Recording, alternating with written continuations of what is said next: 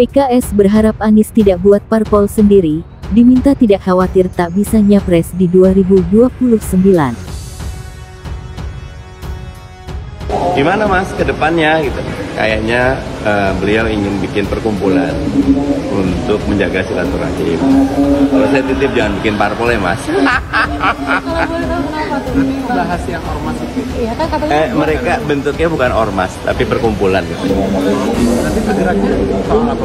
Lebih kepada beliau ingin semua yang udah dukung dan pengen terus berkumpul itu pastikan punya kontribusi.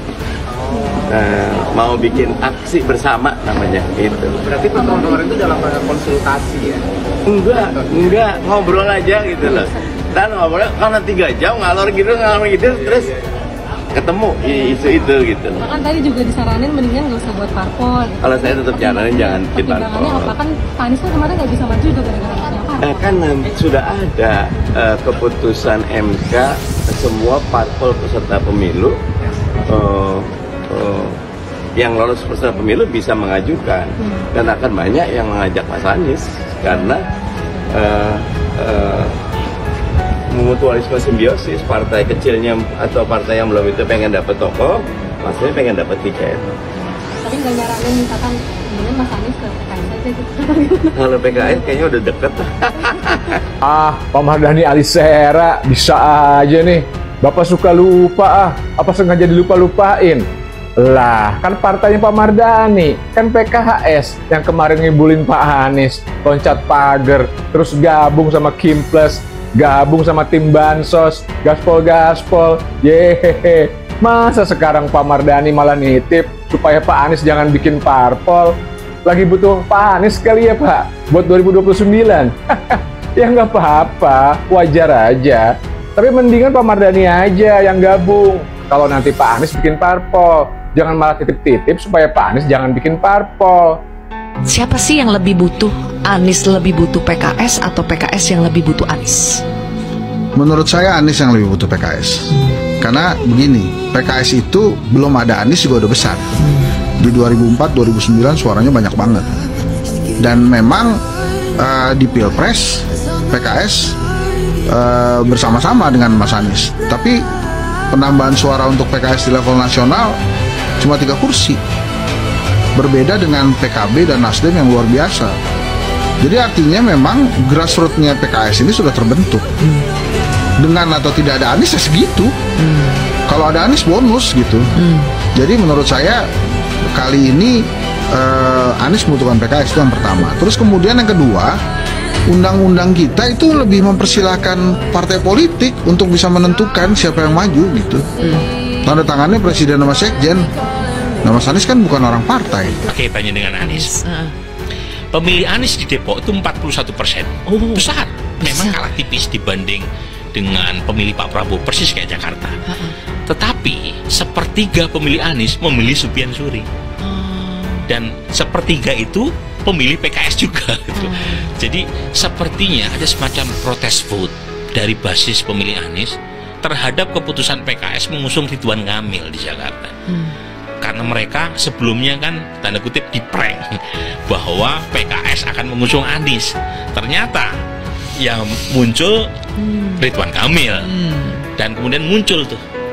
Dan itu terjadi bukan hanya di Depok, di Jawa Barat pemilih PKS juga bocor. Sehingga baru kali ini calon yang diusung oleh PKS di Jawa Barat itu perolehannya hanya 20%.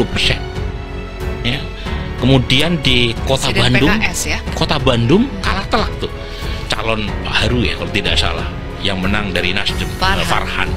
Di Bekasi lebih mengenaskan, kalah oleh calon dari PD Perjuangan. Jadi memang PKS banyak mengalami kekalahannya di pilkada selain PD Perjuangan. Karena kalau menurut gue, Pak Anies tuh harus punya parpol lah. Karena kan udah kejadian kemarin. PKS yang deket banget sama Pak Anies, bahkan bisa dibilang Pak Anies itu identik dengan PKS, dan PKS identik dengan Pak Anies, tetap aja tuh PKS bisa loncat pagar, terus nyemplung ke kolam, berenang bareng cebong. Pak Anies harus punya kendaraan sendiri buat 2029, supaya nggak dikibulin lagi. Gak enak lah pakai mobil orang melulu. Yang namanya bukan punya sendiri, kan bisa aja di tengah jalan mobilnya diminta balik sama yang punya. Walaupun presidensial threshold udah nggak ada lagi, walaupun semua parpol bisa mengusung paslon sendiri, tapi siapa yang bisa ngejamin kalau di 2029 nggak akan ada lagi yang kong kali kong untuk ngalangin Pak Anies bisa maju. Karena kita, para pendukung Pak Anies, juga ikutan sakit kalau Pak Anies sampai nggak bisa maju di Pilpres 2029 nanti. Kenapa? What's wrong dengan Anies? Bener dia dijegal? Atau hokinya udah luntur nih ya? Atau apa nih Mas Toto? Kita harus fair ya, kita lihat dari dua kacamata. Mengejutkannya harus dari dua sisi nih. Mas Anies maju menjadi gubernur pun itu menurut saya juga mengejutkan. Kalau orang yang pakai pendekatan kacamata, Anda kalau udah nyapres nggak usah turun derajat menjadi seorang cagup gitu ya. Karena bangun saja sebuah jaringan politik, infrastruktur politik sesuai dengan level ketika Anda pernah bertarung. Artinya Anda bangun partai kah, Anda bangun ormas kah, untuk memelihara investasi politik Anda capres. Ketika kemudian masuk menjadi cagup, nggak salah juga orang mengatakan, lu gila kekuasaan banget sih, kok yang penting punya jabatan. Itu satu sisi. Tapi yang kedua kan sisi yang tadi Zilvia sebutkan, kacamata yang kedua, bahwa dengan investasi politik dia yang sudah diterima sebagai peringkat kedua di Pilpres, harusnya kasihlah kesempatan dia untuk kemudian bisa berkontribusi. Ketua DPP PKS, Mardhani Alisera berharap Anies Baswedan tidak membuat partai politik parpol sendiri pada pemilu 2025. Dia pun meminta Anies tidak khawatir untuk tidak bisa maju di Pilpres 2029. Hal itu diungkapkannya saat pertemuan dengan Anies kediaman Anies di Lebak Bulus, Jakarta Selatan pada Senin tanggal 20 Januari tahun 2025. Mulanya, Mardhani bercerita Anies meminta izin untuk membuat suatu perkumpulan di bawah naungannya. Namun, perkumpulan bentukan Anies tersebut tidak berbentuk organisasi masyarakat, ormas, ataupun parpol. Nantinya, perkumpulan itu akan berbentuk sebuah aksi bersama. Kalau saya titip jangan bentuk parpol ya mas, ujar Mardhani meniru ucapannya kepada Anies dalam pertemuan itu saat berbincang dengan awak media di Kompleks Parlemen, Senayan, Jakarta, Selasa tanggal 21 Januari tahun 2025. Mardhani menuturkan dirinya memang berharap agar Anies tidak membuat partai politik parpol sendiri. Meskipun, ia menyadari adanya kekhawatiran Anies tidak bisa mendapatkan tiket pencapresan. Mardhani pun meminta Anies tidak khawatir dengan kemungkinan tersebut. Dia mengingatkan saat ini sudah adanya putusan Mahkamah Konstitusi (MK) yang menghapus ambang batas presiden atau presidential threshold sebesar 20%. Dengan begitu, kata Mardhani, semua parpol bisa memajukan calon sendiri di Pilpres 2029. Dia pun meyakini banyak parpol yang nantinya akan melirik untuk mengusung Anies menjadi capres.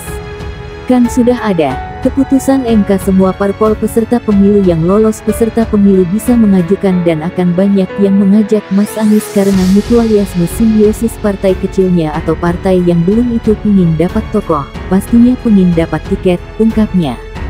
Di sisi lain, Mardhani pun menjawab apakah PKS sudah sempat menyarankan Anies untuk bisa bergabung menjadi kader PKS. Terkait hal ini, dia menyerahkan semua keputusan kepada Anies. Kalau PKS kayaknya udah dekat, kalau itu kita bebaskan Mas Anies. Bebas, Mas Anies mau kemana boleh, jelasnya. Lebih lanjut, Mardhani juga menjawab peluang akan mengusung Anies kembali menjadi capres. Dia menyebut partainya masih belum bisa memberikan keputusan sekarang. Masih panjang. Mendoakan Mas Anies terus maju berkembang karena orang baik PKS akan terus maju berkembang juga.